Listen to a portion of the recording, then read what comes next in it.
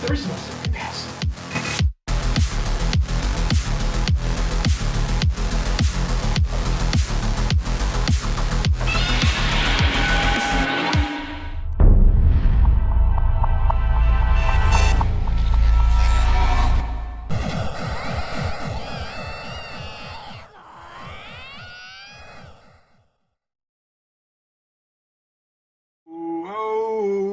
How's it going, guys? Good morning.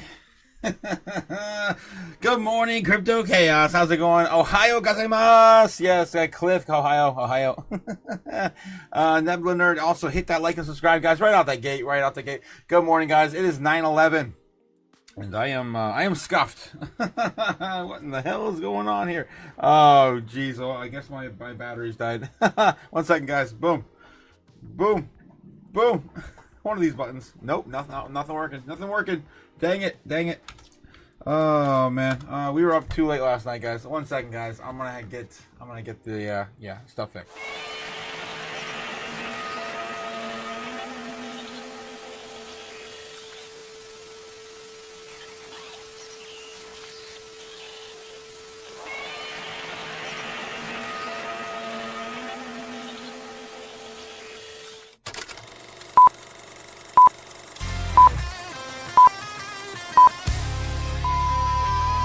All right, we're back. How's it going? Good morning, guys. Good morning. We got Christine Lagarde talking this morning, right out the gate. I got buttons working again. Everything's good to go. Thanks again for those participated last night. We did our record-breaking 1 a.m. Wow. Live stream. No sleep coming soon, guys. I'm telling you, it was very undivisive last night. Okay, let's see what's going on with Bloomberg real quick. Is Christine Lagarde says that quantum tightening is proceeding smoothly. They're asking her questions right now.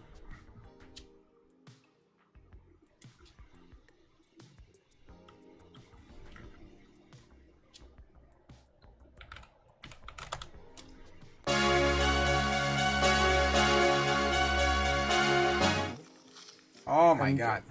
My second question is a conceptual question on bond spreads and kind of the European government bond market. So your communication on TPI is pretty clear and says you want to address disorderly, unwarranted market dynamics that undermine the transmission mechanism. How do you think about orderly and justified disruptions to bond spreads that may also undermine monetary policy transmission?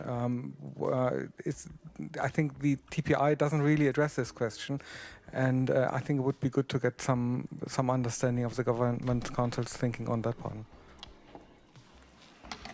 Well, thank you very much. I was not expecting less from you. But I tell you what resonates with me when I listen to your first question as to whether it's the burden of proof is here or there to justify up or down or hold or blah.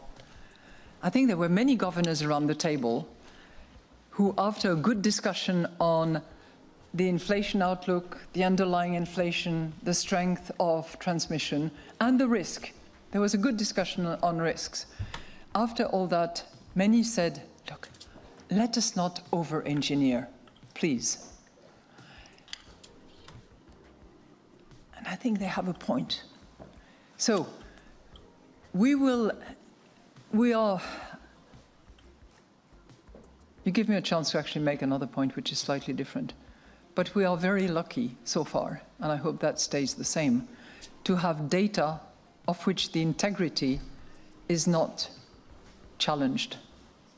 So the data that we receive from the statistics offices of the member states that are compiled by Eurostat, despite the trauma that we have seen a few years ago out of Greece, but despite that one, which I think has been a lesson for all of us, I think the integrity of the data that we use is very high, and this is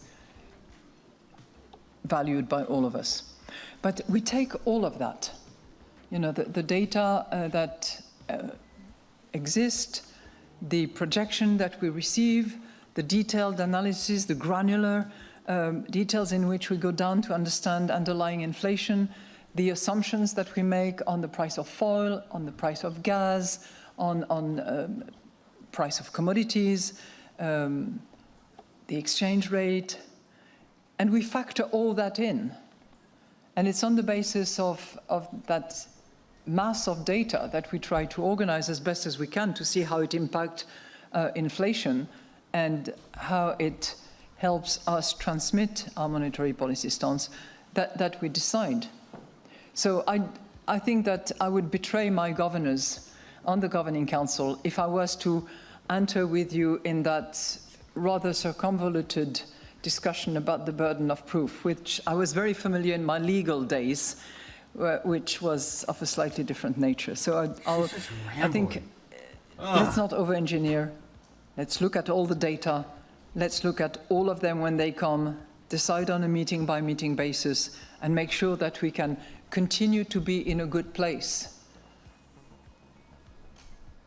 with I the knew she was going to be decisions talking that this morning. we I need would to have make at each made meeting. 2 coffees. Now, your second one.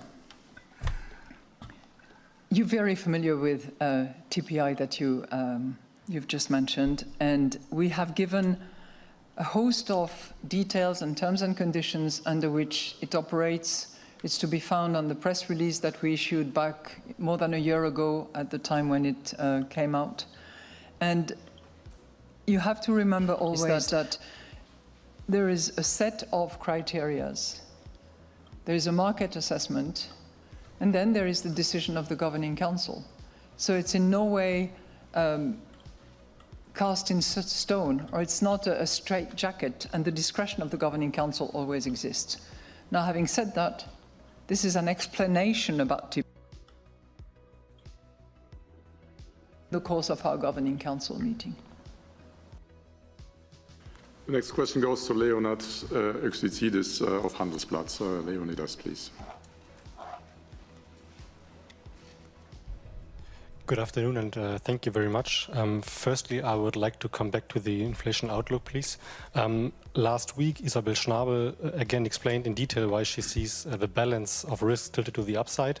You said you didn't discuss so much about the topic today, but can you tell us, did more governors today share Isabel Schnabel's view compared to July?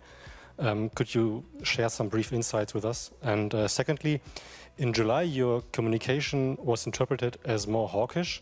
Were you surprised by that? And do you feel comfortable with the fact that markets now less likely to factor in further interest rate cuts? Thank you very much. That is 3 questions, so I will discount your third one. Okay. 2 is already a stretch, but 3, no. You know, as I just said, particularly because we have now agreed on the strategy review, and that one of the changes that we have all agreed is to discuss around the baseline the risks. We had that good risks to growth, risks to inflation. We do not ever settle on risk to inflation as to whether it is to the upside, to the downside. We mention a number of factors that constitutes risk to the upside and risk to the downside. And this is all sort of highly technical and subtle, because depending on where you are and where you want to be, those risks to the side are either good or bad. So you have to enter into, now I would go back to my previous questioner, that is a bit circumvoluted. But we do have those discussions, and we did have it yesterday and this morning, and it resulted in the risk paragraph that you have in the monetary policy statement, which starts with, and I will quote it for you if I find it right away, risk to economic growth have become more balanced. And I tried to explain why we came to this conclusion as compared with risk to the downside, which was incorporated in our June policy statement. It relates predominantly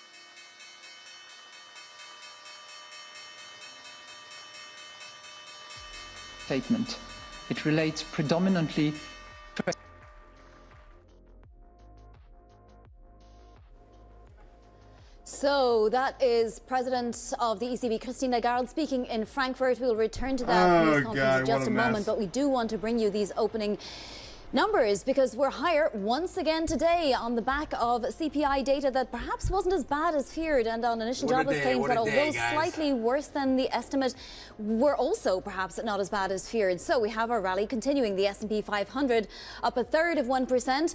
The Nasdaq 100 up a full half of 1%. That halo effect from Oracle's 36% jump clearly impacting the Nasdaq today, although we know Oracle is not a member of that particular index.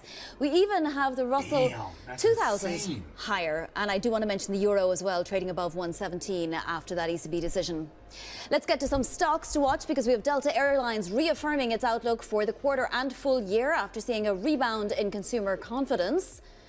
Open Door Technologies, look at that, 31% higher, bounding higher after the co-founders rejoined. All right. So thank God they got Christine Lagarde out of there. I cannot stand that woman. All right, going back in the chat. How's it going? How's it going? Good morning, everyone. How's it going? Good morning, Strawberry Dragons. I got coffee. Yes, I do. 100% I do, Nebs. I can't after last night. You kidding me? Thanks again for participating last night. We were up 5 hours till 1 a.m. Oh God, they got her back. Damn it. On the table, and I think I've, as mentioned earlier, repeatedly said that we continue to be in a good place, which does not mean that we are on a predetermined path, because we have to decide meeting by meeting, because we are data dependent, and because we have to face the risks and challenges that are coming. Thank you. So the next question goes to Isabella Bufacchi of Il Sole 24 Ore. Isabella, please. Thank you very much for the opportunity. So my first question is on the resilience of the euro area economy. How far is this resilience one of the reasons for holding rates unchanged? And my second question, if I may, is still on the good place where the ECB is. Could we also think that it could be a pause in the direction of a rate cut, in the sense that is there a direction of travel, which is an expression you used in the past? Thank you. Thank you so much. Thank you for your fidelity in attending and in remembering the words that I've used in the past. So you are right to refer to the resilience of the euro economy. And as an example of that, the fact that we had over the first half of 25, 0.7% growth is quite indicative of that resilience. Now, some would argue, no, 0%. You had a big front loading in the first quarter and a big payback in the second. And I would submit that this is not actually the case. There was front loading, but the high, unexpectedly high number that we had during the first quarter was partly front loading, but was also partly investment and consumption. And if you look at the second quarter, which is higher than we had anticipated, if you take out Ireland, we tend to take out Ireland not because we don't like Ireland, but because sometimes it's a bit of an outlier for reasons that many of you understand. But if you take out Ireland, contribution of consumption and investment to growth was 0.2%. So good first half. We know that there are headwinds, and there will continue to be headwinds to growth. But I remind you that we have revised upward our growth projection for the whole of 25 from 0.9 to 1.2%. So it's a 30% increase when you think of it, right? But there will be headwinds.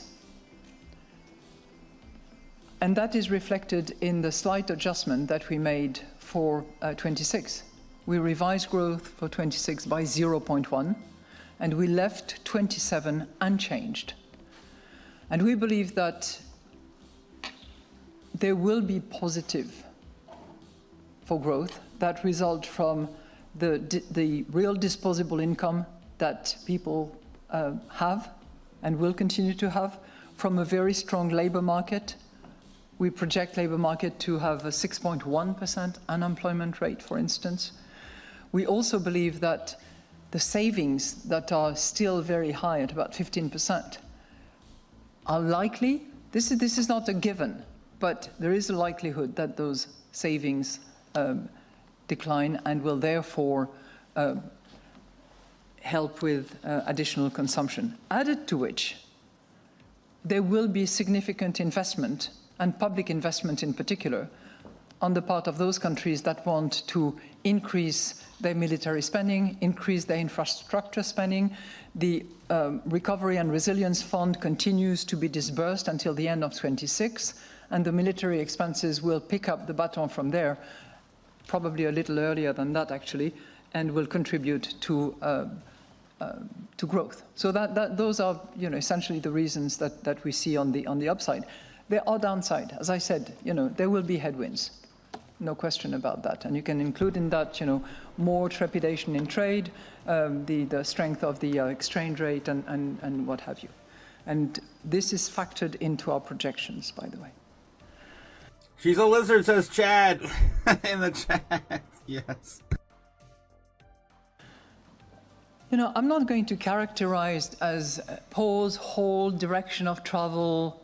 I think all of that is swept away by the principles that we have agreed, which is to be data dependent, to decide meeting by meeting, to not have a predetermined path, and to really look at inflation outlook, meaning baseline. Now we want to take you to a moment of silence in observance of when American Airlines Flight 77 struck the Pentagon. 9/11. That you, O Lord, would assuage the anguish of their bereavement.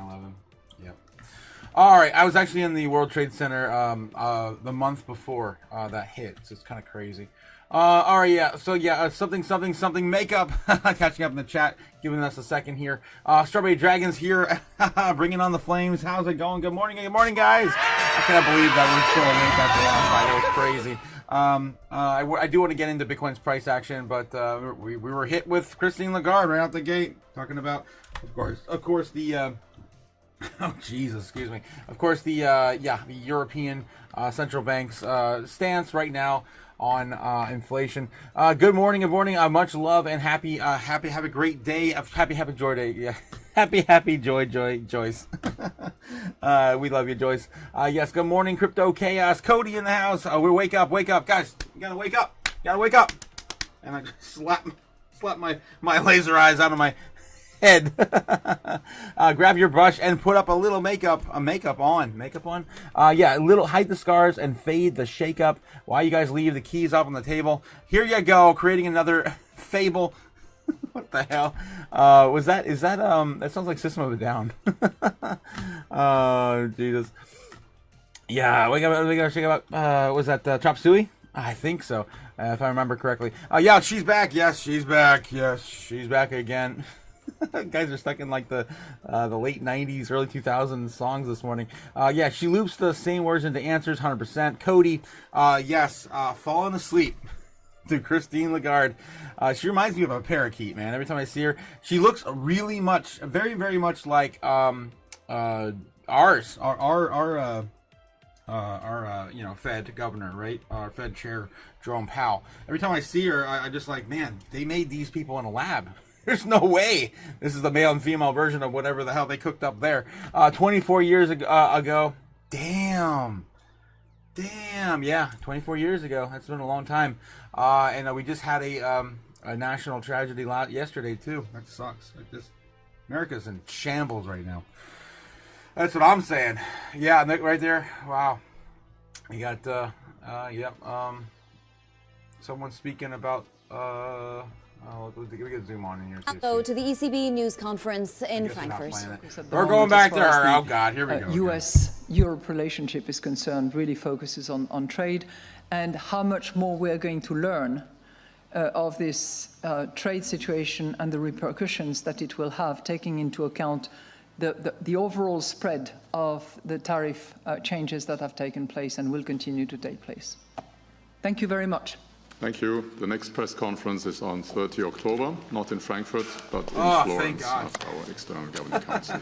Thank you very All much. right, guys, let's move on into things. And you've been that watching the the ECB news conference, but I do want to give you a check on stocks now. We're about 10 minutes into the trading session, and we are higher on the day after economic data didn't pan. So we have the S&P 500 up 0.3%, the Nasdaq 100 up about 0.25%. Now the Russell 2000 is flying away with things. It's up 0.5% right there. Those small caps benefiting potentially from any interest rate cut that we might see next week and beyond.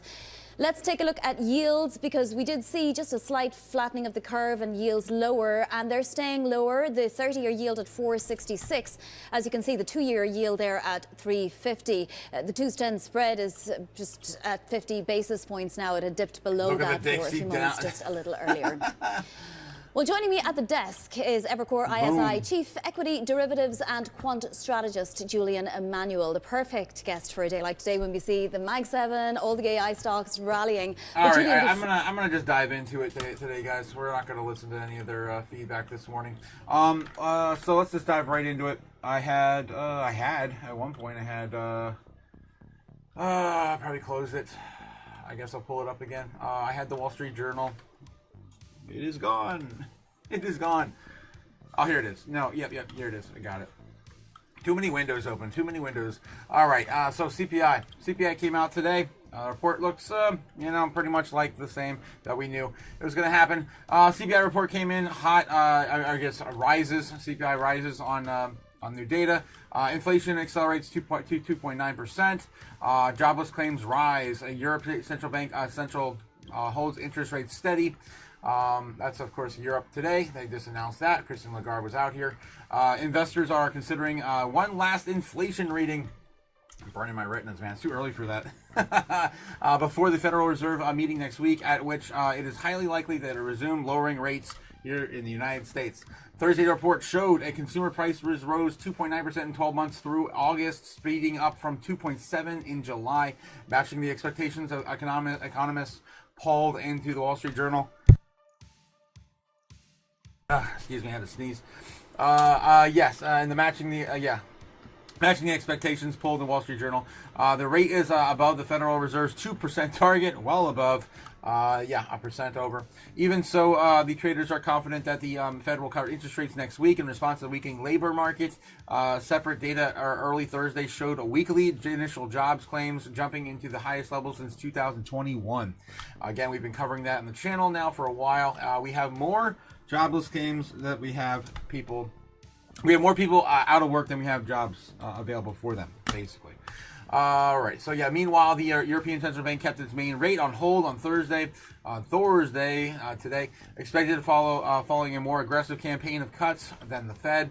Stock futures wavered a day after Oracle's stock drove the S&P 500 to a record closing high. Exuberance about the artificial intelligence and bets on Fed rate cuts have propelled stocks higher in recent weeks. Treasury yields declined. The inflation data, the 10-year yield briefly dipped below 4% for the first time since early April. Oil prices fell while traders paused a new plan for the Saudi and Russia-led OPEC Plus to boost crude production. European markets broadly rose with defense stocks extending gains on. Okay.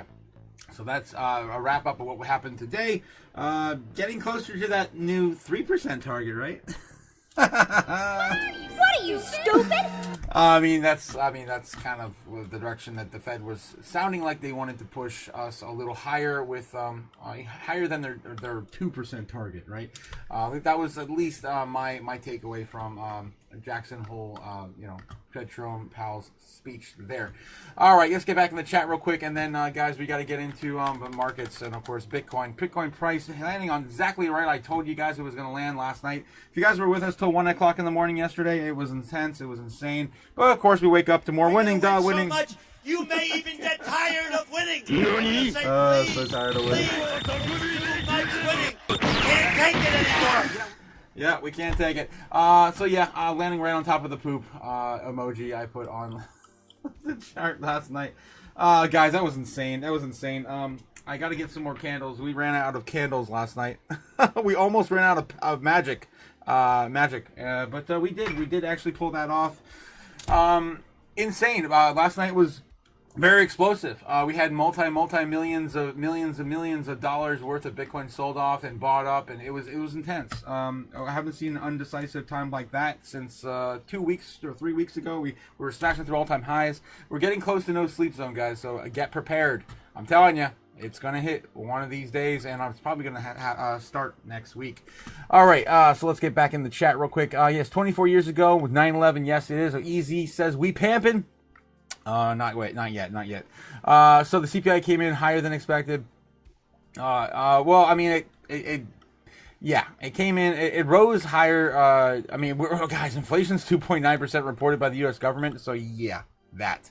Flattening the curve can, BS empty script readers with purpose.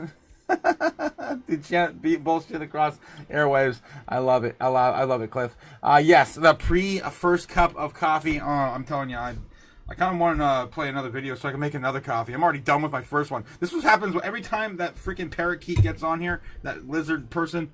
I'm not gonna say who exactly that is. Christian Lagarde. I always smash through my coffee pretty quick. Grand Rising Otaku and Chaos family. Hope everyone is doing well. Let's get this money. Good morning, Gamma. I'm surprised you're back at it as well. Last night was definitely really fire. Speaking of fire, Nuevo, how's it going, Nuevo? Calling, of course, the studio fire. Thanks again, Nuevo. Don't forget to hit the like and subscribe, guys. We're trying to get to 1,000 subs before the bull run. So I need to chill harder. And of course, Jake the Snake reminding me every single day. Long live the king of Ohio. Jake the Snake. All right. Oh geez, guys. Okay. And again, also too, anyone who subscribes before we hit to 1,000 subs, we are giving them a wrench. That's right, a wrench to commemorate your entry into the first 1,000 OG. And we get this show on the road, guys. So yeah, chat. Let me know if you subscribed. I will hit you up with a wrench in the chat. Cody, yes, fire. Go make a cup, a big cup, dog. We will be here, says Nebula. Yeah, I will definitely make another cup of coffee. I'm just gonna see if we can get something going that's interesting first, because I'll be hearing the whole time. All right, Let's see what we got here. Stocks rise on fuel. They're still talking to their. I'm not sure who this was. Evercore, ISI. Man, they couldn't get anyone better than that this morning. Yikes. All right, let's take a look and see what's going on with CNBC. Again, guys, if you want to catch all the news for free, don't pay for a single thing, go to newslive.com and get CNBC, CNN, Fox Business, everything for free. Don't pay a dime. Again, don't pay for something you get for free. What are you, stupid? Speaking of which, we're also looking at Kimba the White Snowland on YouTube. For the heat map. Don't pay for a subscription model for something you get for free. Still looking like the Bulls and the Bears are clashing again right now as we speak. They did not want us to return back to 114 just quite yet. The Bears are kind of holding us off at 113.9 for the moment. It's going to be a crazy intraday trading session, I think, today. All right, so let's get back at it. Let's take a look and see if CNBC's back yet. To get some talking heads going. If not, I'll read some, we'll find some articles. There we go. Fox Business is, Yankees honor Charlie Kirk with a moment of silence. Again, yesterday was atrocious. A young man assassinated in broad daylight in front of thousands of people. I have no words. America is fucked. I pardon my French. It's just, that's the way it is. So we are screwed. I mean, we're witnessing the beginning of the end. This is like, Greece and Rome. All right. Trump to attend Yankees game for 9/11 anniversary as well. So that's what's going on with our president. He hasn't been in the spotlight much. We'll bring you lately, our report from ground zero after this. We did get. I do have to go over to X today because I do want to talk about some things over there. So tried to avoid the bombshells. That was, of course, the great Charlie Kirk's demise yesterday. I'm gonna try to, but it's gonna be impossible. So to my great Americans, Trump addressing what happened yesterday to the world. Modi came out yesterday. This is what I came over here for. Modi, India, of course, is the Prime Minister of India. Says that India and the U.S. are close friends and natural partners. I am confident that the trade negotiations will pave the way for unlocking the limitless potential of the India-U.S. partnership. Our teams are working to conclude these discussions at the earliest, and I am also looking forward to further discussions. Just speaking with President Trump, we will work together to secure a brighter, more prosperous future for both of our people. So this is positive. This comes off the backs of India meeting with, Modi meeting with President Xi and Putin and Kim Jong-un in that celebration of World War II in China last week. I am pleased, coming from Trump, I am pleased to announce that India and the United States of America are continuing negotiations to address the trade barriers between our two nations. I look forward to speaking with my very good friend, Prime Minister Modi, in the upcoming weeks. I feel certain that will be no difficulty in coming up with a successful conclusion for both of our great countries. So at least we get some positive spin on tariffs right now. Before the Fed rate decision. All right, let's continue onward. Let's see if anything else going on. Bloomberg right now. They have anyone else interesting on? Top calls. So what's this? That's UPS, BOFA cuts, FedEx, more and more cuts. Oh yeah.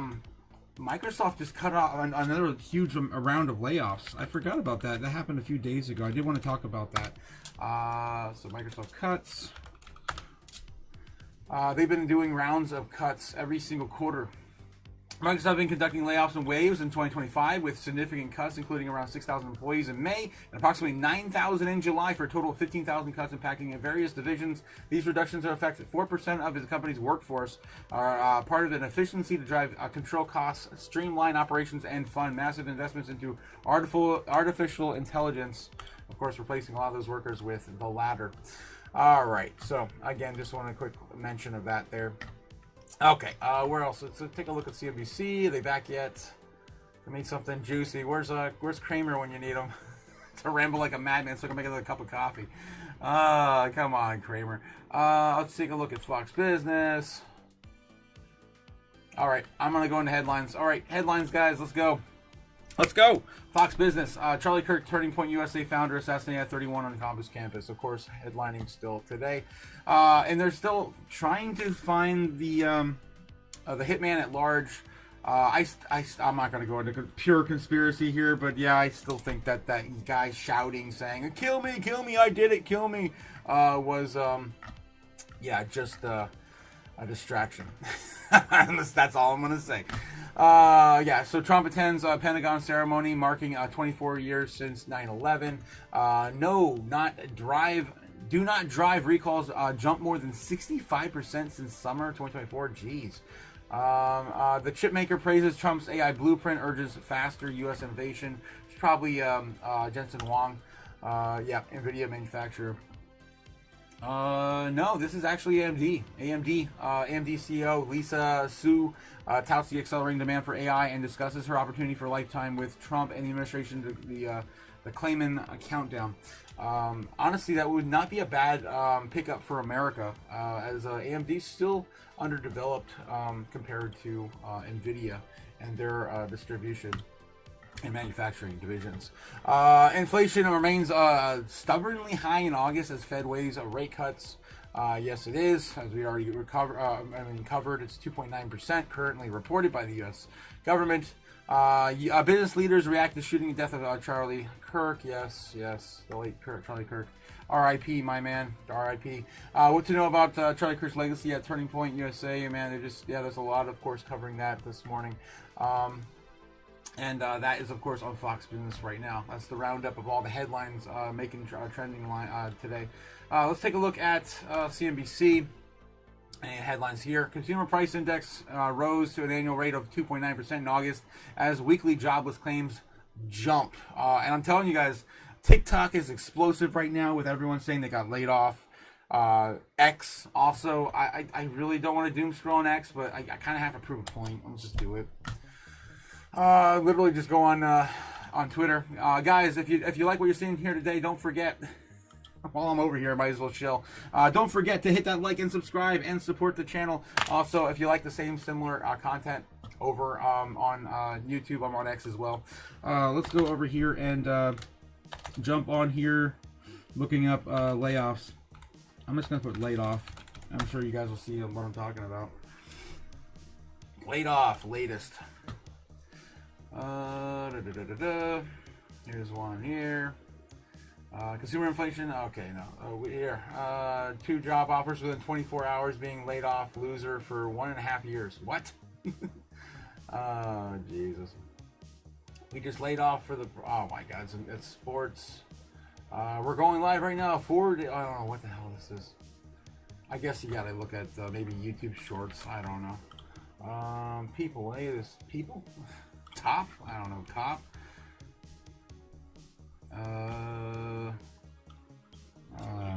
I don't know. It's all over TikTok. I guess I can jump over to YouTube. Oh, jeez. Chill out. Drink a 7-Up. Yes. Eat a moon pie. Quit murdering people. Job laid off. I'm just feeling some kind of way today, guys. Some kind of way. This week. Man, this week. Let's go to shorts. I guess you're doing that now. Oh, Jesus. No, you're not. Don't even chill, I need drugs. Stress in the global financial system is rising. This is... Man. See if you can find that, Jamie. Here. Well, so much for this. I'm definitely not doom scrolling on TikTok. Don't come easy. Alright, I'm over it. I didn't prove anything. Oh man, but yeah, there's videos out there. I'm sure you guys can find them. I can't on the spot. All right, go make a big cup, dog. We will be here. I will in a minute. Strawberry Dragon says I was already working at our airline 9/11. Damn, really, Strawberry? And I'll always remember that day. Weeks later. Oh wow, that follow. Thank God you are here today, Strawberry. Jesus, yeah, 100%. Yeah, same. All right, guys. So what are the headlines? We have Klarna. Klarna. SP 500 rises as traders bet August inflation increase won't derail the Fed rate cut next week. Police recover gunman's rifle and good video footage of the suspect, according to the U.S. government. If you want to believe it, I don't know if you want to believe it. I don't know. Financial CEOs are weighing in on the state of the economy. Here are Thursday's biggest analyst calls. Offshore wind has no future in the U.S. under Trump's administration, Interior Secretary says. UK sacks U.S. Ambassador Peter Mandelson over Epstein links. Yikes. 10-year Treasury, this is CNBC, not Fox Business too. 10-year Treasury yield falls on 4% and then snaps back as traders assess inflation data. Trump's pressure on Europe to slap 100% tariffs on India and China raises eyebrows. That's kind of weird because we just had that positive back and forth between India's Prime Minister and Trump, and this did come out today too. So reports that the U.S. President Donald Trump has asked the European Union to slap tariffs of up to... Okay, so he's requesting Europe to slap tariffs on China and India for their Russian oil purchases. Yeah, that's not going to go over very well. Good luck with that. Treasury released early list for no tax on tips reduction. And yes, of course, more about Charlie Kirk, unfortunately. Detained workers from Hyundai LG Energy Solution plant could soon fly home to South Korea. They were from South Korea, those immigrants, right? Illegal workers. Family offices double down on stocks and dial back on private equity. Chipotle to expand Asia through a joint venture fund. Yeah, it's kind of really lackluster in the news today, guys. U.S. median household income rose slightly on 2024. The bump may still be economically meaningful. All right, nothing I really want to read, to be honest. Let's take a look back into the talking heads, see if they're talking about anything relative. World of Business. Joe Matthew and Kaylee Lines. All right, CNBC loading. Everything's loading. Fox Business. Oh man, give me something. Oh my god, everyone's on break. Okay, we're going to dive into some crypto news. It's actually on time. Yeah, look, we're on time, guys. It's right around 10 a.m. Eastern Standard Time, where we check the crypto news. Oh man, who would have thunk that we would have ended up here anyway? All right, let's take a look and see what's going on in the space today. Ethereum's silent crisis core devs paid half what they're worth. Oh, I mean, yeah, I mean, Ethereum's devs, it's a non-profit. Ethereum Foundation is a non-profit, okay?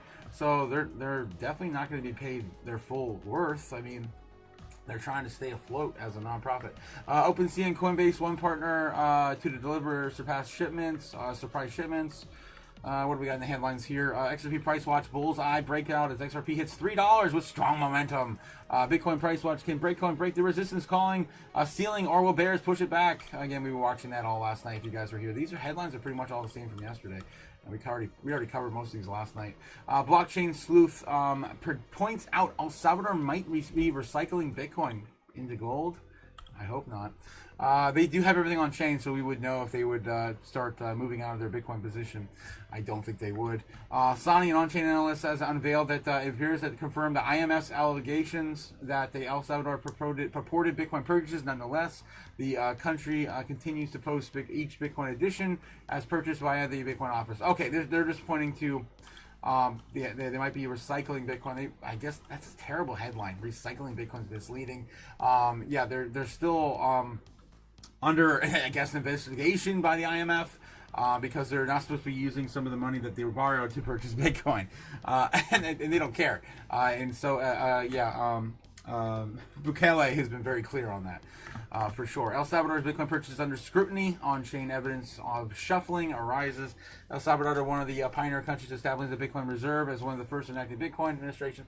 You can actually just go, again, you can go to their El Salvador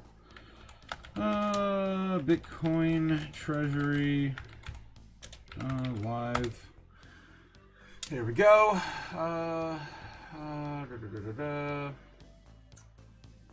Treasuries by bit. Where is their damn? We can go. I mean, we can go to treasuries.net. I just don't want. I want to get more of a El Salvador country live data Bitcoin.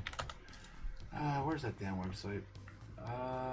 Statista, Bitbo. Maybe they'll have the link here on this Bitbo. Where the hell is the link at? I can't find it this morning. I guess it's public knowledge. I mean, you can see it on launches, real-time Bitcoin Treasury Tracker. Here we go. That's what I'm talking about. This is called, according to Yahoo Finance. Do they not have a link? Why would they not have a link? Why would you report this and not have a link? Oh my God. All right. Anyway, you guys could find it. I don't have the time to find it in the middle of the live stream.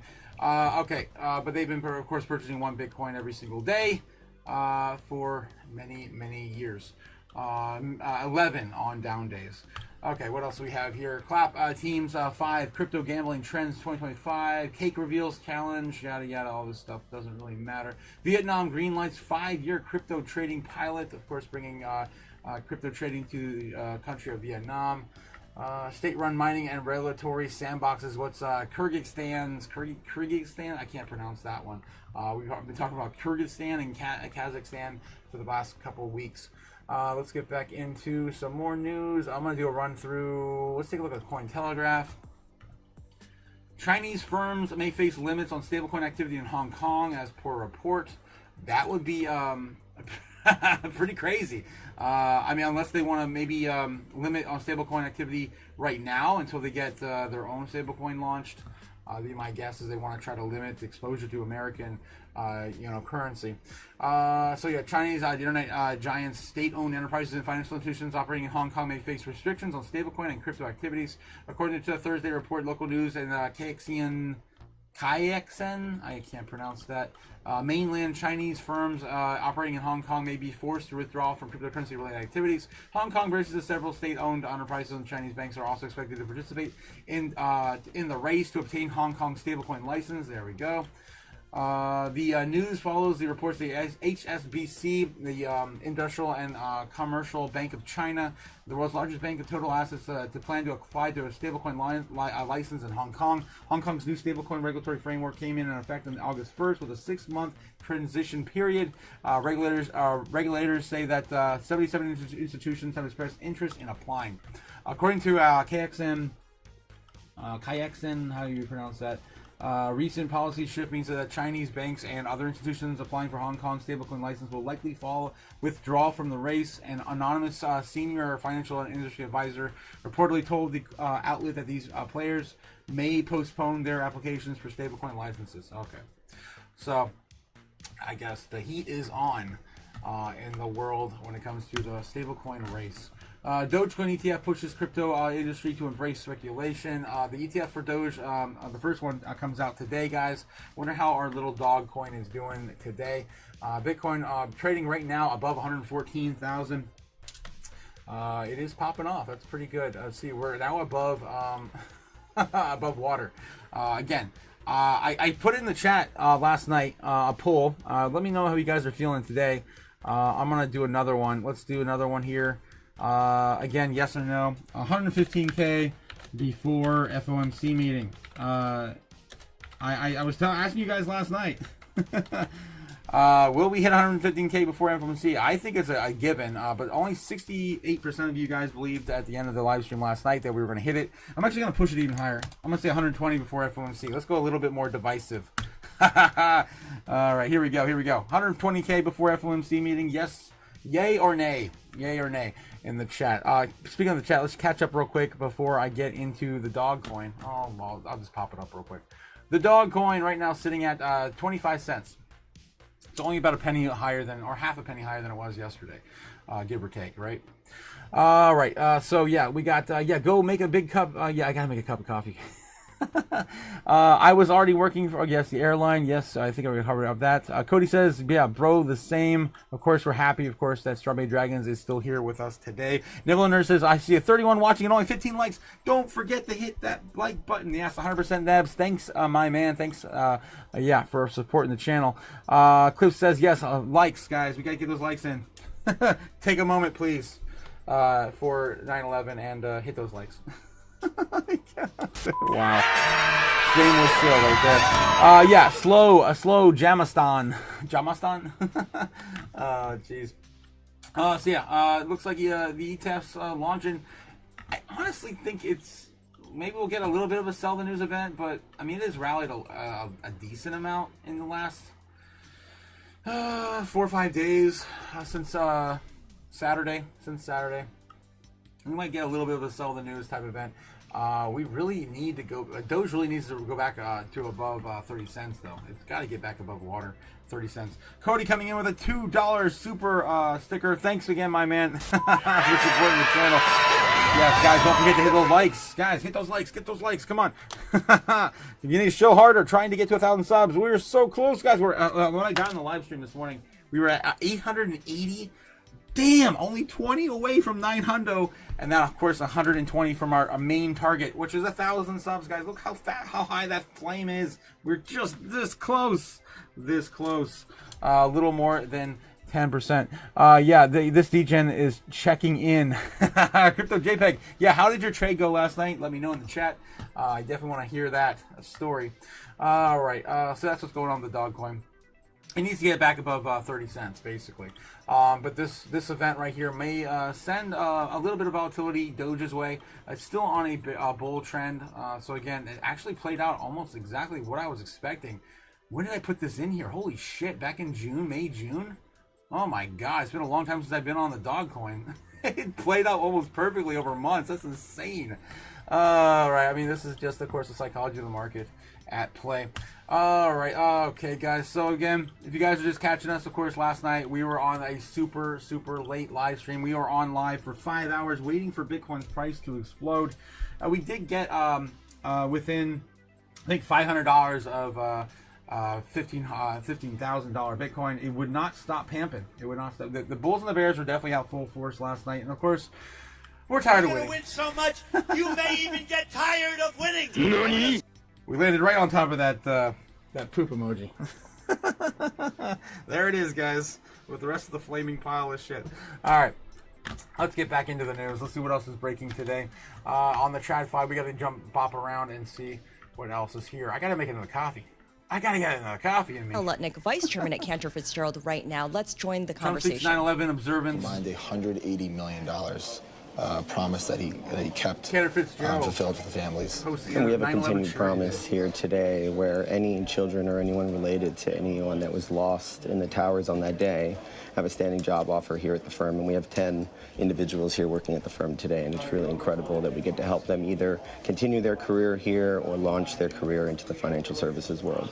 24 years. It's just, of course, the celebration of 9/11, 24 years ago. All right, look at that CNBC, see what they're covering this morning as well. S&P 500 hits a fresh new all-record high today, 6,570 currently. Get some volume. Pulled forward the pace of some of those cuts, right? Maybe you've pulled forward when the launching point is for this next cutting cycle, if we can call it that. And, I will tell you, Sarah, when I've kind of thought back to my conversations with equity investors over the last few months, they hadn't been so focused, on exactly when you got those cuts, but cuts were always factored in to kind of the late 2025 and 2026 outlook. So I think that, you are getting a lot of what was expected, and that's certainly a positive development, but you do have to sort of look at stocks where they are and say, is a lot of this already baked in already? And I think a lot of it is. That's what I was saying last night. That's what I was saying last night. I feel like if we get a 25 basis point cut on next week, we're going to probably see a dump. It's probably got a short-lived dump, but it's still going to be the reaction I think we're to expect. Everything's kind of getting priced in already. Looks like Secretary Lutnick, the SEC Lutnick at post 9, real-time read on real estate is coming up. They're going to have Lutnick on Swapbox, I think. I think that's what that means. Hard look at the software. Okay. So we're going to keep, CNBC going. I'd love to see what Lutnick has to say if we do have a chance to catch him this morning. It is 10:15 in Eastern Standard Time right now.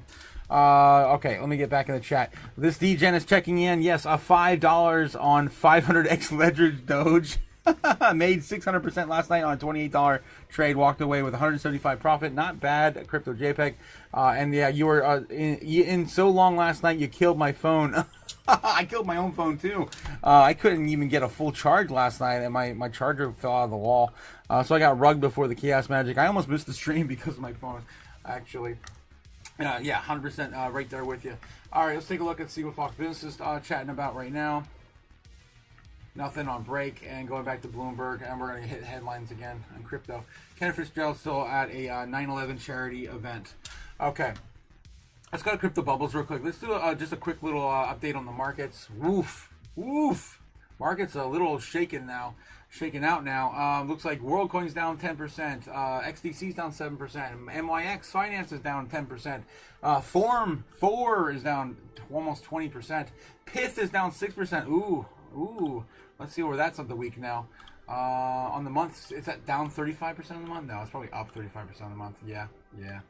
Still up. Still up on the month, the day. Yeah, even. Oh boy. As of right now, guys, I'm not sure. This could go a multitude of different ways. With everything's still up massively on the week. Still up pretty much on the month.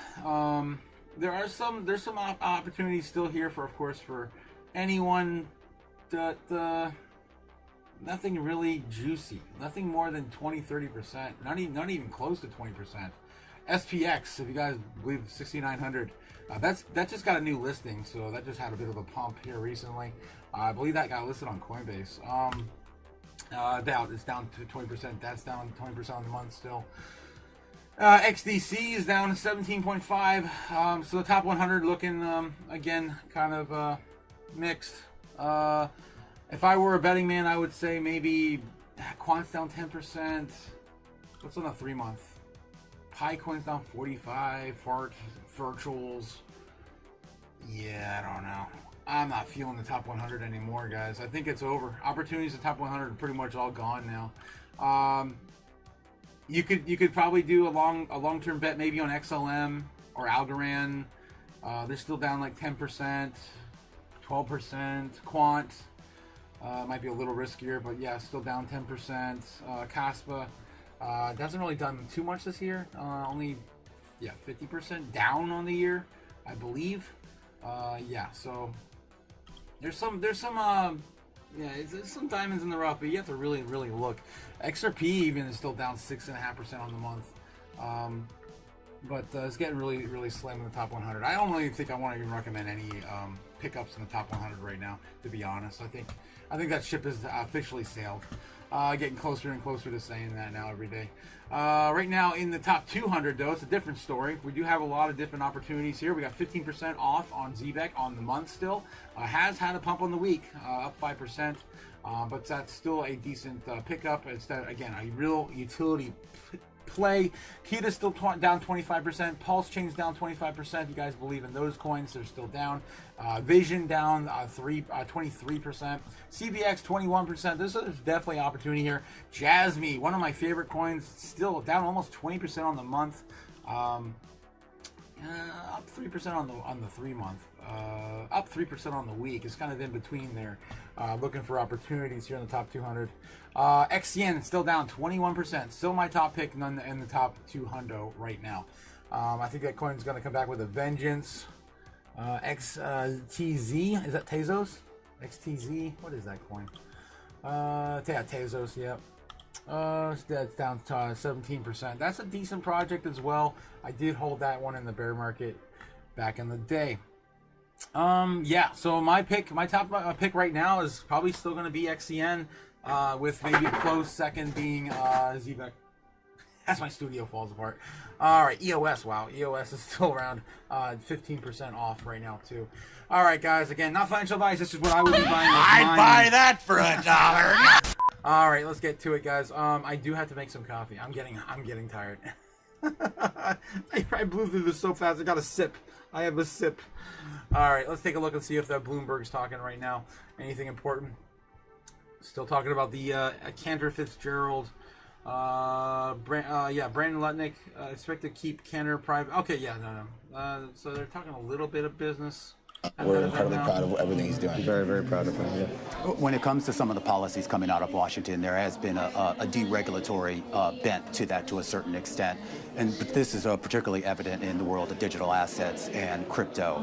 You've made a couple of big deals already. I think you mentioned 21 Capital just a second ago, Brandon. Obviously, the deal with Adam Back, which I believe should be coming to fruition by the end of this year. And of course, you've been either an underwriter or an advisor on several crypto-related IPOs and SPACs. This administration really cares about America. I think they're very, just like they are and we are very bullish on the digital asset industry. And you need to give these companies a regulatory framework to survive, to flourish. Under the past administration, that didn't really exist. And this administration, are smart, thoughtful, and caring, and they really believe in this industry. And so do we. So does Cantor. And they're just giving them a place to thrive, and our job's to help them out. Just yesterday, I think the OCC commissioner, the Office of Comptroller of the Currency, was at a CoinDesk event, and he kind of talked about this idea of trying to sort of remove some of the barriers between, I guess, the new digital world and more traditional banks and asset managers. The idea that there was sort of a regulatory friction in the middle of that. Are you confident that maybe we will see more of a melding of traditional finance and new finance? I mean, you'd imagine. Look, I think the digital world can bring a lot to the traditional finance world. You talk about payments in seconds, frictionless. You talk about remittances. You talk about the tokenization of real-world assets. Being able to trade 24/7. I mean, these are things that with the technology we have should happen, and I think this industry is going to be hugely successful. And again, big believers. What is sort of the model, though, that you look for as you pursue digital assets? I mean, are you primarily looking at it as a buy and hold from a treasury perspective? Are you looking at it more as the underlying technology and what's that could sort of do in sort of reducing some of those frictions? I mean, we're an investment bank, so our job is to meet great companies, meet great leadership, and help them accomplish their goals. That's really what I look for. But that's the same from healthcare to tech to FIG to industrial to digital, right? Like. We look for great leadership, we look for great teams, we look for great business models, we look for incredible company, and our job is just to partner and stand next to them and help them accomplish their goals. You mentioned the idea of remittances and really just the idea of the transfer of money. Stablecoins have finally kind of made it into the spotlight. How involved are you there? And more importantly, where do you see it going? Do you think that it will broaden out beyond just some of the small players we have, and it will become much more institutionalized within corporate America and even maybe potentially within governments? I mean, we hope so. Obviously we have a very close relationship with the largest stablecoin in the world, Tether. They're an incredible company run by incredible guys, and everything they've been through, they deserve the world. I think the concept of stablecoins is clearly something that should exist across the world. I mean, you allow people in emerging markets to gain access to the US dollar. It's dollarizing the world. It's dollar hegemony, and that is really incredible for the United States of America. With regards to tokenization, Vlad Tenev over at Robinhood, he basically says this is the future one way or the other. How does that look paired up with traditional finance and the traditional way that we would buy a stock or a bond or other asset? Is that going to coexist side by side, or is that potentially a situation where tokenization would replace the more traditional system? I mean, I think it's a bit strange and should be fixed that, if a huge event were to happen on a Saturday or a Sunday, Bitcoin would go up and down, but, the classic traditional stocks, you have to wait till Monday morning. That is something that should get fixed. So I agree in the tokenization of being able to trade 24/7, but again, that's not really our perfect stratosphere. I do want to get your thoughts just on the state of New York City. Obviously, you have a big real estate business through a new mark. We're going through a big election, mayoral election here in New York that could reshape policies towards the real estate industry. Have you had a chance at all to meet with any of the front runners in this mayoral election? I think we've kept a little bit of a distance so far, but we love Mayor Adams, we love Cuomo, Mamdani. We have not had the pleasure of meeting yet, but I think we have a lot of views that are different to Mamdani. We're a very pro-Israel group here, especially on 9/11. Talking about the terrorists. All right. That might be the end of their crypto conversation. It was a pretty good one too, actually. A pretty good one too. They did, of course, outline the importance of stablecoins in the future, and of course the future of America is through stablecoins. It's the only way that we were gonna win. We're gonna win so much. Really, it really is. If we can convince the world to play by our rules, which Russia already outsed again over the weekend. I did raise that red flag very, very, very clearly there. Yes, let's see if they're pretty much done with here in New York City. I'd buy and hold on New York for sure. Buy and hold on New York. Just final question here, and this really has to do with the idea of where you see sort of the biggest risks going forward, not just for yourself, but really overall for markets, and how you see maybe Cantor fitting into that and maybe potentially addressing it. I think the biggest risk, I don't honestly see too many risks, to be honest. This is an administration I really, really believe in. And when you have the smartest people in the room, the smartest businessmen in DC, things get done. Obviously, we think the world of our father, but that whole administration, the president, he's really, made promises and stuck to them. And, I'm incredibly, incredibly bullish and incredibly appreciative for their service and all the work they've done. And even more appreciative for the guys behind me. So, one of the biggest projects that we're thinking about is the data center space and the energy grid of America. And one of the biggest risks that I see is people moving too quickly and making rash decisions to try to get ahead of the curve early and often. And so, what I would say is take a second, breathe, and come and talk to some of the most intelligent people on Wall Street and see if you can get a second or third opinion before you make your move. There's so many variables and so many factors when making any decisions in any of these markets, and making sure you get your second or third opinion is crucial. Kyle, Brandon, really appreciate it. All right, guys. So that was Cantor Fitzgerald, of course, the ones who hold the keys to the third largest Bitcoin, treasury company. 21 Capital. Partner, of course, with Tether and Jack Mallers.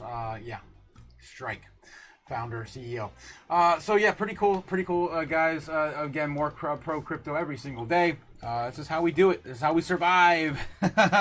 Speaking of which, surviving, guys, we gotta get these likes up. We gotta survive on YouTube. There's so many people. We gotta fight on YouTube for a space on the platform. So don't forget to again hit the like and subscribe as we try to get to 1,000 subs before the bull run. Let's get back to the chat real quick. And then, more talking heads. This DGen is checking in. Yes, Crypto JPEG, happy to hear that your trades went out without, a hitch yesterday. Paul Clinton says, I would say thoughts and prayers to Kirk, but obviously he is just a crisis actor. Oh, boy, Paul. AVAX is great value right now. I believe that as well, Paul. 100% agree with you on that. Any politician who is serious about this space should fight for tax-free Bitcoin. 100%. And guess what? The King of Ohio knows what we're talking about there. They're the first state in the United States to offer no tax on Bitcoin purchases of $500 or lower. So every transaction made with Bitcoin in the state of Ohio is tax exempt under $500. Nebula says 45 minutes later, still no coffee. Yes, I did make it. If you got that, Nebula, I made it. Thanks again for being patient with us this morning, guys. We were up till 1 a.m. last night watching, of course, the paint dry. Thanks again also for participating in the channel, guys. I really appreciate all the love and support. Don't forget to hit that like, guys. There's 30 people watching right now. Where are those likes? Let's get them. Boom, bada bing, boom. Bitcoin's sitting right now 114 flat. Let's get this up so we can actually see it. Boom, 114.1 now. As soon as I bring it up, let's go. We did get as high as 114.8 this morning, a new high. And I was covering this last night. Of course, we landed right on top of the target that I was talking about landing on this morning. We gotta get this thing out of there. I gotta wait for the evening live stream, of course, to gloat later. We're getting back to 97% accuracy, guys, one day at a time on the channel. Looks like we are, if I can go further out, I think the 4 hour, you can see higher lows. Oh, you probably even 30-minute. Yeah, on the 30-minute you can see it pretty clear too. Yeah, there you go. Higher lows. Are we going to print another higher low today? I hope so. That would send us, guys, to $116,000 Bitcoin. That's what we were calling for last night. Didn't quite get there though. That's why we pretty much settled with what we had, right? Again, the breakout still continues. We could still see this inch higher and higher. Again, this wasn't that long ago. We were only here like 2 weeks ago. We were at 115,000. It's really not that big of a deal or a big move in the grand scheme of things. Let's get back into the news. Okay, what else we got? U.S. March 24th anniversary terror attacks. Yeah, they're still talking about that on Bloomberg. CNBC right now covering, what do we got? Yes, we got Lutnick. There we go. Lutnick's on there now. Training. There's a catcher's mitt of all these companies doing the construction and doing this operation who's going to love you on the way out. So I think what we're going to do is we're going to have the greatest workforce training in the history of America as we train these 5 million people who are currently sitting on the sidelines. And we know they're sitting on the sidelines. It's time for them to come out, get the right jobs, and build America. Right. To the point on Hyundai, so is the Korea trade deal in jeopardy now? Well, the Koreans didn't sign when the president was in, right? The president came in, you remember that? He came to the White House. Notice how we didn't talk about trade? Because he didn't sign the piece of paper. I mean, the devil is in the details always. Well, I think they saw the Japanese now, so there's no flexibility, right? The Japanese signed the contract. The Koreans either accept that deal or pay the tariffs. Black and white. Pay the tariffs or accept the deal. But has the immigration raid led to more tension there about? I think you're going to see President Trump go out and address that. He knows that to build these great factories, we need leadership of people who've built them before if he wants to do it fast. So I think he's going to make a deal with the different countries that when they want to build big here, he'll find a way to get their workers proper work visas, meaning short-term work visas, train Americans, and then head home. I think the president is very clear. I think you're going to see an ABC from him. A, you come in, B, you train Americans, and C, you head on home. We talked about the $550 billion from Japan. You mentioned it earlier. I'll continue to. So I'm curious again, sort of specifics of how that works. I mean, you've described it in sort of broad terms, like the president wants this and they're going to do it. Is that the way the Japanese see it? And/or, they're not putting $500 billion in a fund right now, so it's project by project. Give us a little more sense as to really how that money's going to be spent. So there's an investment committee. We suggest projects. Let's say the Alaska LNG pipeline. We want to invest $100 billion and finally unleash the American oil and natural gas that we have in Alaska. $100 billion project. The president green lights it. We hire the construction people, and we send a capital call to the Japanese. They send in the money. We build the pipeline, and when the cash flow starts, we share the cash flow, the United States of America and the government of Japan, 50-50 until they get their money back. So when they get their $550 billion, you know the United States of America only made $550 billion, and then after that, it's 90-10 in favor of America. Okay, so what?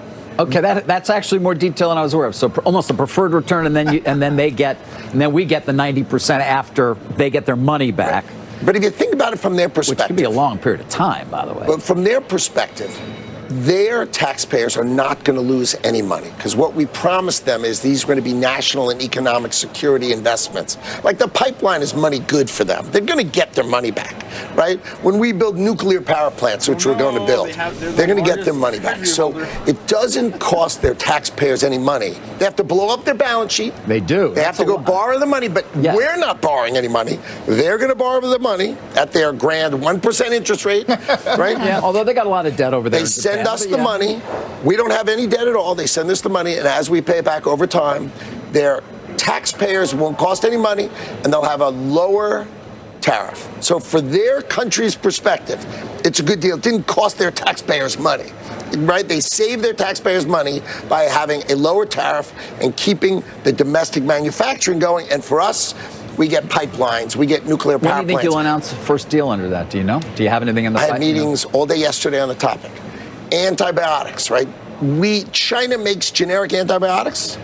We're building antibiotics in America. The president put out a list of 230 critical medicines. You know where we're going to build those critical medicines? Here. In America. So I think that's the power of the president's tariff and economic policy to make America generic antibiotics in America, nuclear power in America, fix the grid. I mean, how old is the grid? Upgrade the grid in America. Pipelines. I mean, these are... Who's paying the tariffs? Who do you think? Because as I've been pointing out, it's not showing up in consumer prices like all the economists were worried about. So the model is clear. 10% tariffs or less are paid by the manufacturers, the distributors, the businesses. The consumer doesn't pay. Right? The consumer doesn't pay because the sellers don't want to raise their price, because if they could, they would have, but they don't want to sell less. So they eat it.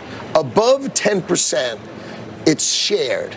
And it's about 60-40 towards the distributor and the manufacturer. So if you go up 5 points to 15, you'd see about 2% in the price.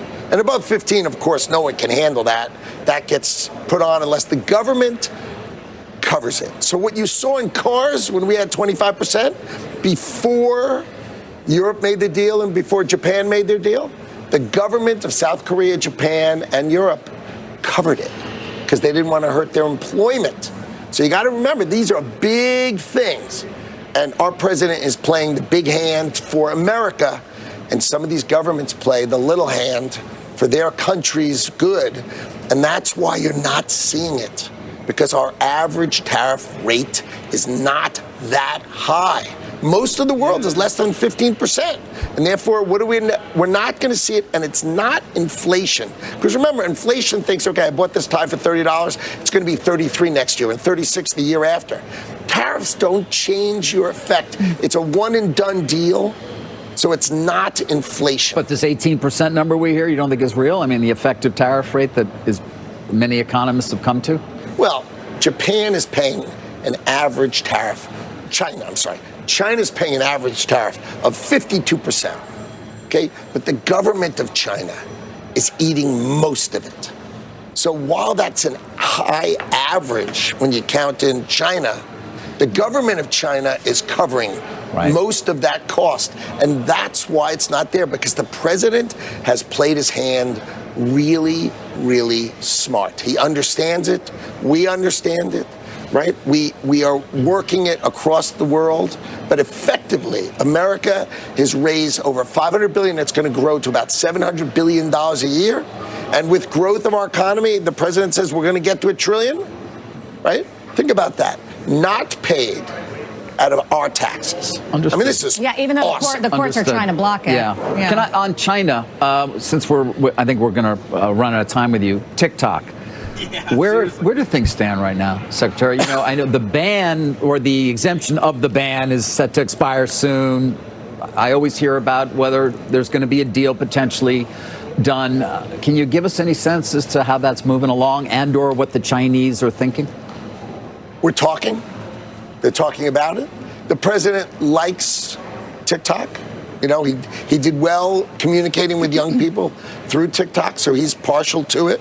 But unless it's owned by Americans and the algorithm is controlled by Americans, because you know eventually that app in your phone, everything with China has a call daddy in it. No, that's why there was a bill it's banning all in there. Everything you buy from China has a call daddy in it. If you buy their chip, it's got a call daddy in it. So you know if you use Chinese things, they're going to connect to you. They'll know where you are. They'll know what you're thinking. They'll be in your phone.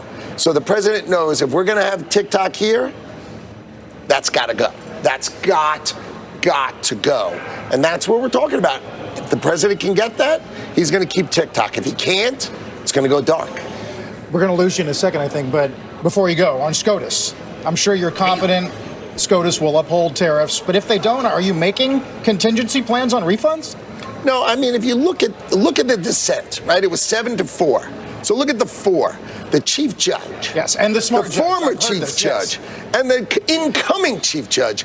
And the smartest guy on the bench. 4 out of 4 of the best ruled. And what they wrote basically was, you have to put foreign power, you know, the ability to deal with foreign relations in the hands of the president, who is elected by all of us.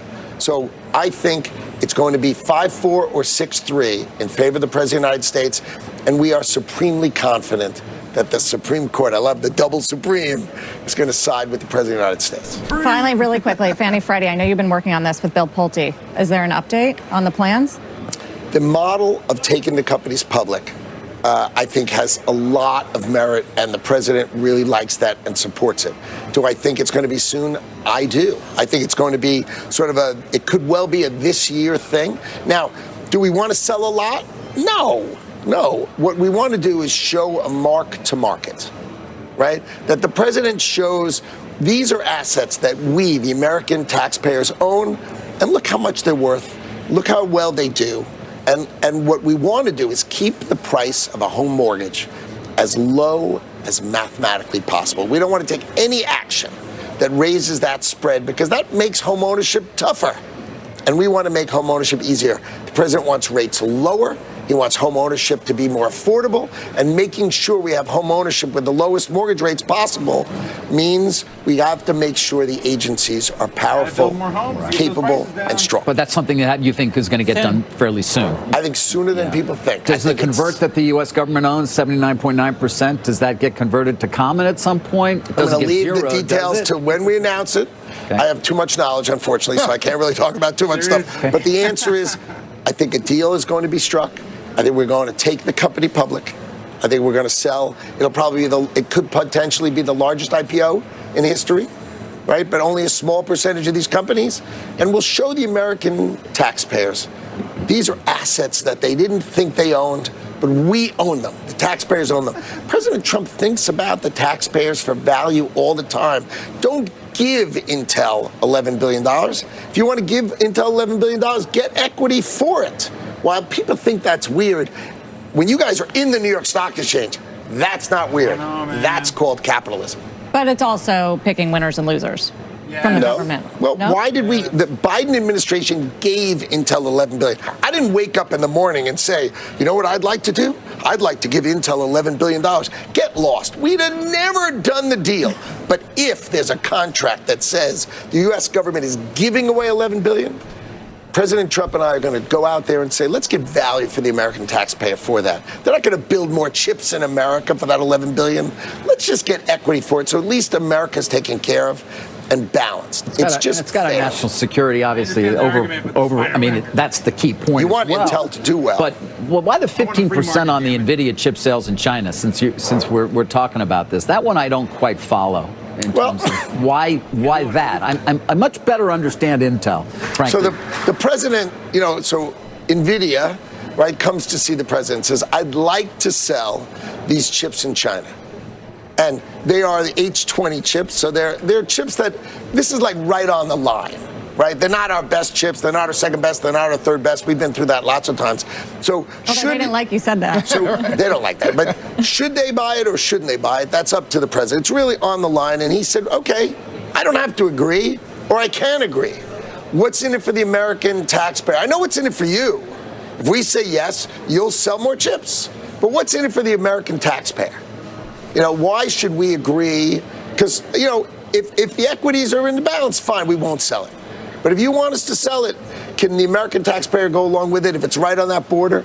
And they talked about it and they settled on 15%. So people say, well, why is that an okay thing?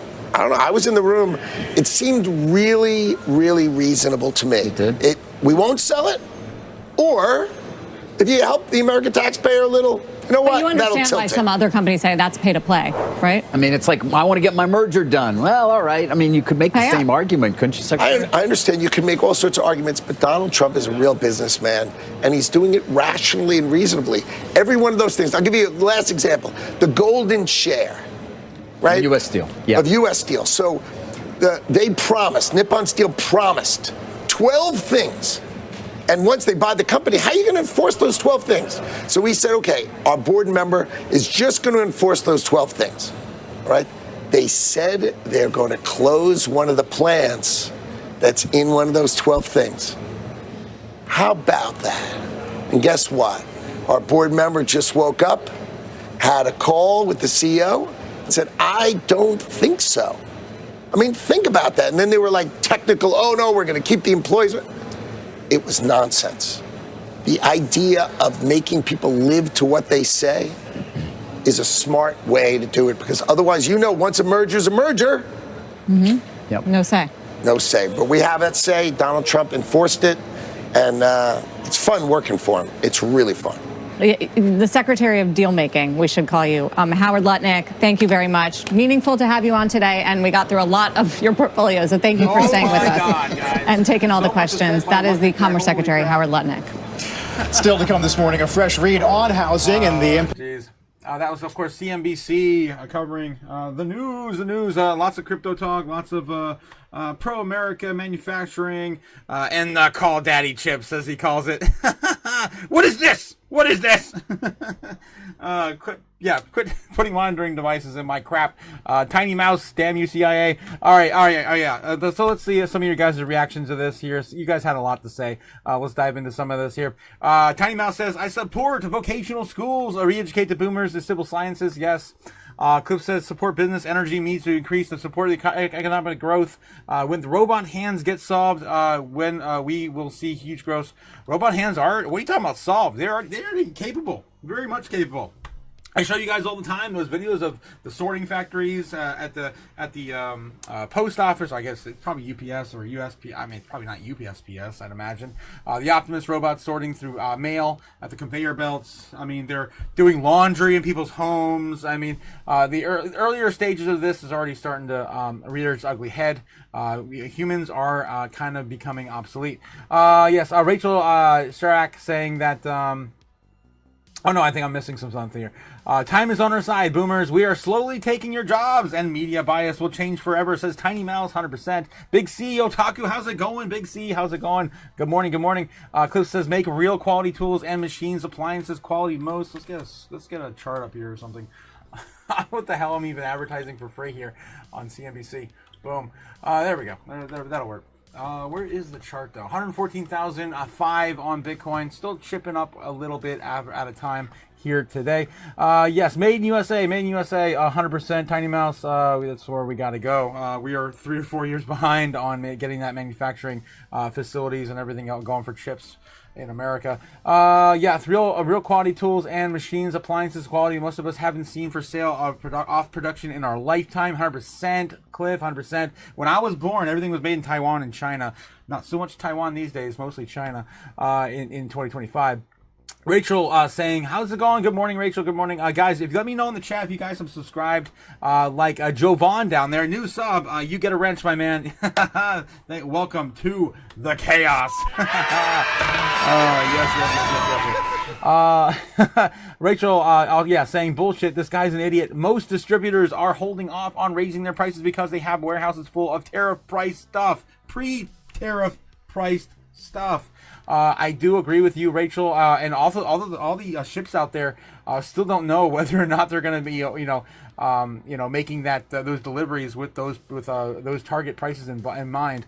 Manufacturing, shipping, distribution, everything's going to change in terms of a factor of all these prices. They are starting to raise prices as post-tariff inventory. Yes, get pulled into the shelves. Yes. Tiny Mouse says, "Made in USA, made in USA." Yes. OG Bobbin, how's it going? We need to defund the government. I agree. Too much government, and it's kind of weird that a conservative party is involving the government more than before. In my opinion, that's definitely not a good sign. I don't agree with this 10% acquisition of Intel. I think that's insane. I'm pro free market. The only way we have a free market is we have a real currency in the world, and I think Bitcoin is that currency. Give me a neighborhood with all 10,000 Tesla homes and watch citizens save money. I guess I could see that. We do need more homes, right? We need more homes. There's 10K Tesla homes, yes. I think that was proved to not be viable anymore, right? I don't think they can produce them for $10,000 anymore. Not since the tariffs hit.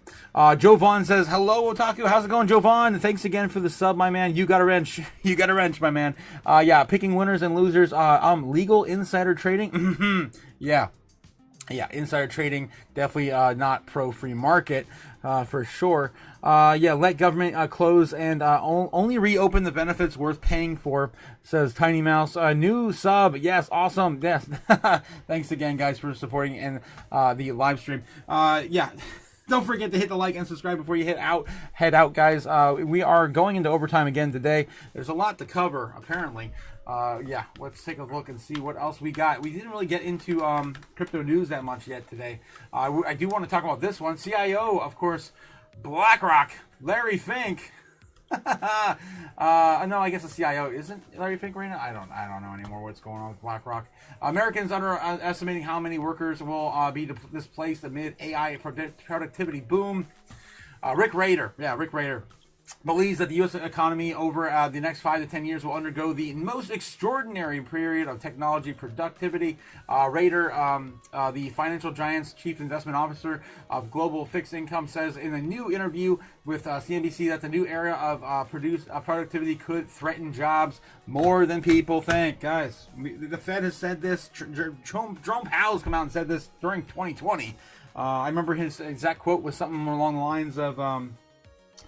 we're going back to an economy where we don't need as many workers. I think those are his exact words. I'm probably messing it up somewhere, but everyone knows it's been going on in the background now for the last 5 years. Rader, the financial giant investment global fixed income, says in a new interview with CNBC, the new era of productivity could threaten jobs. After you get this fiscal tailwind next year, I actually think the bigger issue is going to be putting enough people to work.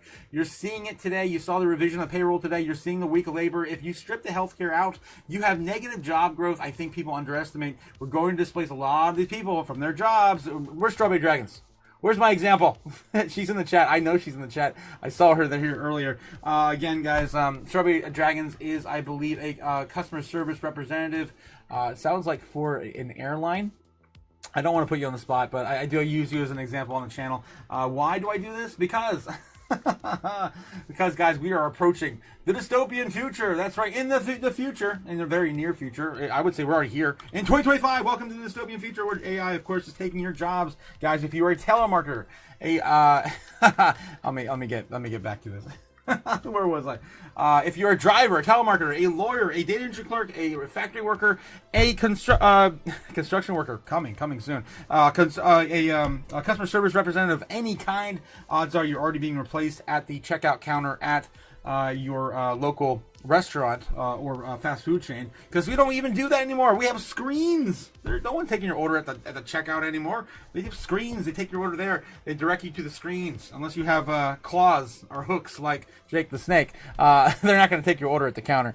Guys, it's here. It's happening right now. Robots are coming, and you're not gonna be able to stop them. It's not gonna be like that. Oh, jeez.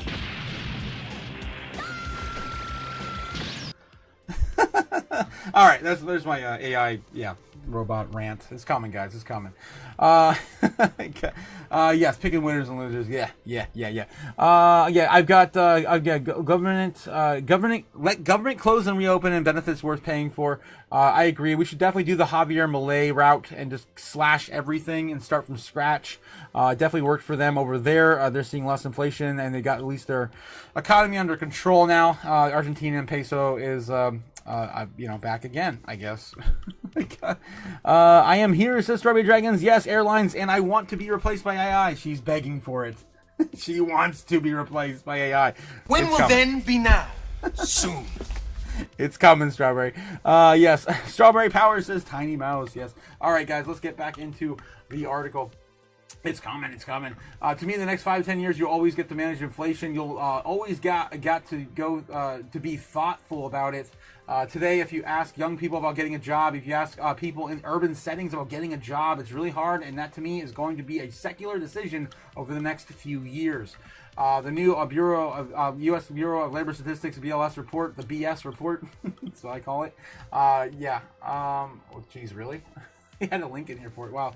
The news release, Bureau of Labor Statistics bullshit report noted that the total non-farm payrolls gained 22,000 jobs in August, far fewer than 75,000 that were expected. Of course, we've been at this verbatim now. The unemployment rate also moved up 4.2% to 4.3% last month, according to the BLS. And there it is. Yeah, we actually had a clip here. Welcome back live here to Future Proof at Huntington Beach. Well, as do I, and I know he has great respect for your views on the market, and I think it's vice. All right. So that's where Rick Rader holds his ground on today's workers being replaced by AI, and yeah, it's coming, guys. Every day I get so excited talking about it. I was already replaced by AI. Fewer teams fewer people are required now in graphic design teams as more AI take over my old job.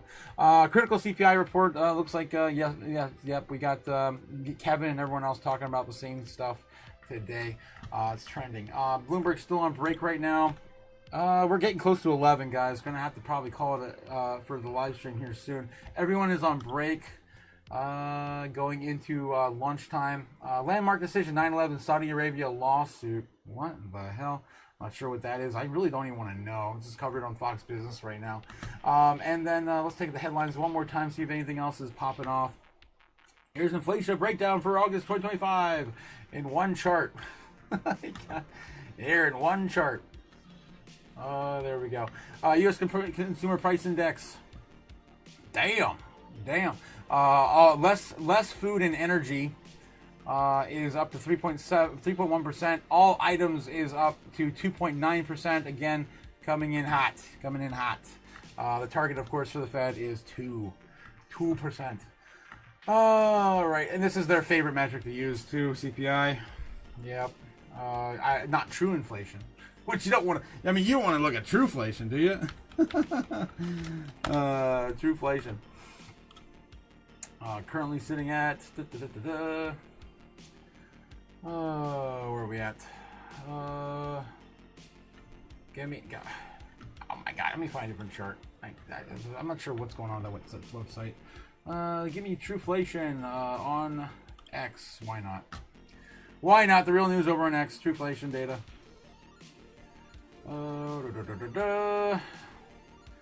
Where's it headed now? Closer to 4. I guess. Where's the damn index on this damn thing? Oh my God. All right, Trueflation is blue. Okay, the BLS is reporting about 3%. The blue is sitting for true inflation right now. Wow, it's super low at about 1%. Not even. Yeah, about 1%. If you want to believe Trueflation, I don't know. I still look at purchasing power. That's the most important thing to me. U.S. purchasing power. Oh, U.S. Consumer Price Index. Where's the purchasing power? Let's look at goods and services too. Ooh, yes, goods and services. God. Oh God, guys. Against goods and services, like milk, eggs, bread, coffee. Oh, 2024 to 2025. Milk. Inflation on milk prices is significantly long-term inflation since 1997. According to 2025 price drop, retail price average for a gallon of milk, low-fat milk in the U.S. has a decrease in 2025, falling to $3.50 from July's 2025 reduction from $3.86 in 2024. So yeah, it looks like it is coming down a little bit from 24. Farm gate price drop. Looks at eggs. Volatile prices here on eggs. 2025 peak was $6.23. That's crazy. Recent decrease closer to $3.59, almost down to half. Trump made a very big push on that at the beginning of the year. Price index for bread, which is just flour and water. It should be just flour and water, but there's a lot more bullshit in our bread here in America. Recent trend price dropped slightly to about $2 in 2024, to about $1.85 in July 2025. Long term, over the last 20 years, inflation for white bread has been higher than the general inflation rate. Coffee elevator retail price and consumer price. Coffee remains high, with ground coffee raising a peak of about $7 a pound, and from January. A cup of coffee at a cafe is also substantially more expensive, with the average latte costing about $5.50. Wholesale price decline, with retail prices elevated. The wholesale cost of coffee beans, both from Saudi Arabia and Robusta, have been falling since early 2025 due to stronger production of forecasts. Didn't give really a really good number on coffee though. I always look at coffee because the Fed has kind of eliminated coffee from their bag of goods. Where is more coffee? There's no more extended on coffee there. All right, I think I've already kind of gotten a little bit too carried away here. Oh geez. Let me get back to the chat real quick and see how you guys are doing. Yes, Strawberry Dragons, yes, thanks again for coming out today, guys. Even though we had that super late live stream last night, that was insane. Yes, the jewelry industry is so busy, says Cody. I don't know where people get, I guess out in California, man. Damn, in California, jewelry industry is booming. People have unnecessary need for it out there. All right, guys, so that's pretty much all I got. I feel like I got to do one more run through of the news. I don't know when the ETF's going to go live for Doge.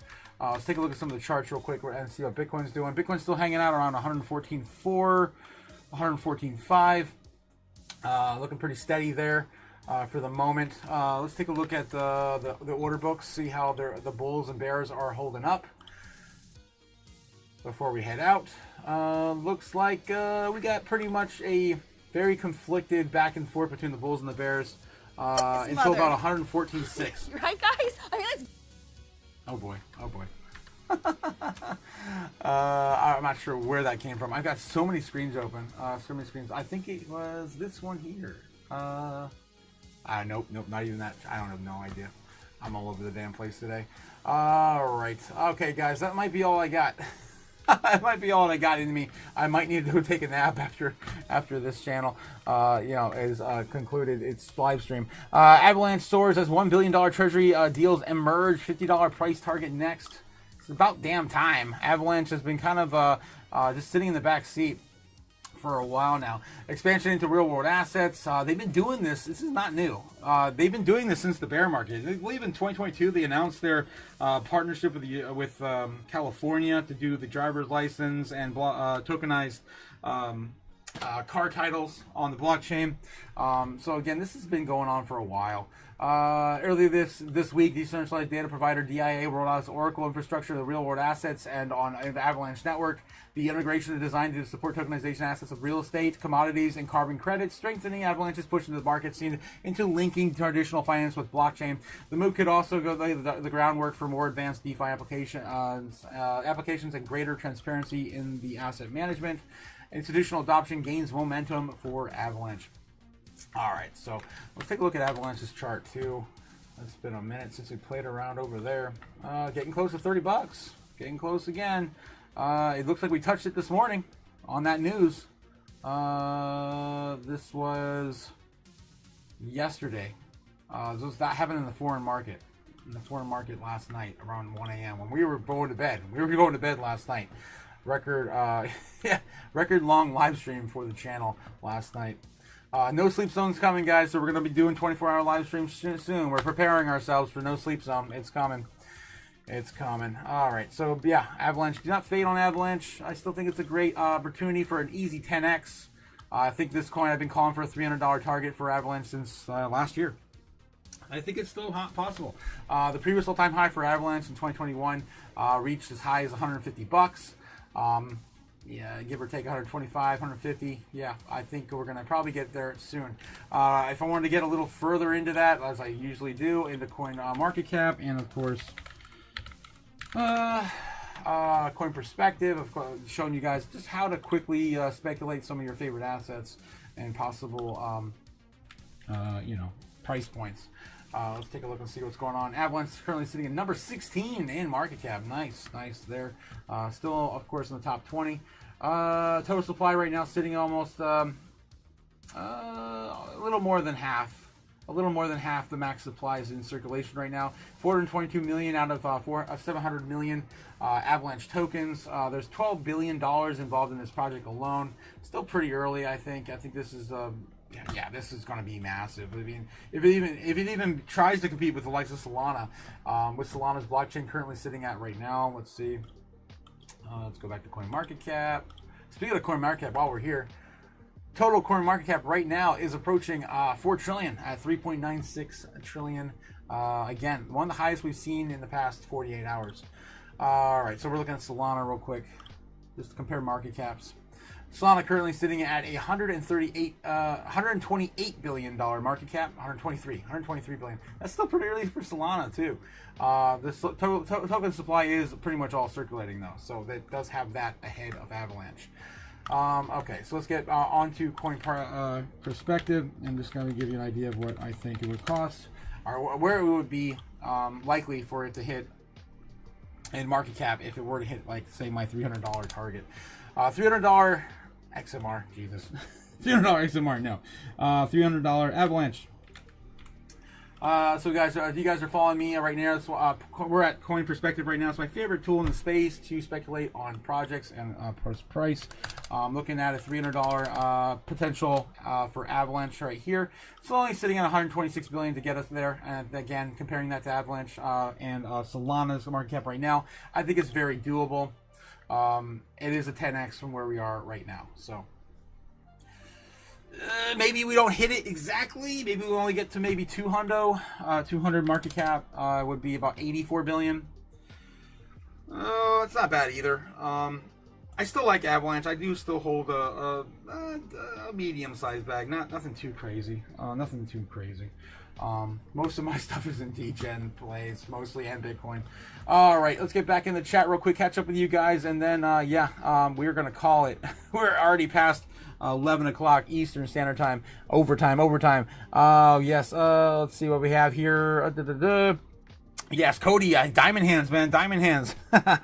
Guys, we're almost there. Next week is gonna be explosive. Yes, Diamond Hands. DBAC and XRP to $1. No. What the hell, dude? King of Ohio. Let it be. Oh, geez, you're crazy. King of Ohio. Honestly, though, depending on their token unlocks through XRP and their burning mechanism and how fast institutional investment it jumps in and people get flushed out, it's possible it could go more to $1. I don't know. I'm just spouting nonsense now. Yes, King of Ohio says, Otaku, sir, may I have some moon? Have some moon? You want some moon? What? When will then be now? Soon. Oh, jeez, guys, it's coming. It's coming. Let's storm Area 51. Oh, God, here we go again. Oh, the aliens in the chat. Oh, boy, here we go again. Oh, God, guys. Oh, no. Oh, Jesus. All right, guys. XRP is going to underperform from here, says King of Ohio. But I'm going to buy it in the sad bear. What? Yeah, I don't know. I don't know, guys. I'm telling you, I feel like we're pushing so hard with momentum when it comes to adoption on the adoption curve that I thought what we're seeing right now was going to happen in 2028. I thought we were going to have more or less another cycle of boom and bust and maybe less adoption. I think we're going to be surprised. Going into next year, I think we're going to be surprised. I'm just going to say that. Yes, altcoin season in January. That's kind of what it's looking like. Yeah, exactly. King of Ohio, 100%. That's what it's looking like. Then poo-poo pee-pee for 4 years. Possibly. All right, guys. So that's all I got for you today. Have a great evening. We're going to, of course, cover the foreign market open at 8 p.m. as we always do on the channel. Until then, guys, stay safe. And, yeah, as always. Which one's the best crypto asset? Well, Bitcoin's the best crypto asset. Okay. What's the second best? There is no second best. Fly me to the moon. Let me trade among stars. Let me see what freedom's like without money and gold bars. In other words, bold night king. Oh! In other words, let's make history. Oh! Fill my walls with more coins and let me huddle forevermore and more and more and more and more. I long for Hollywood talking and door. In other words, I choose you. In other words, I love you.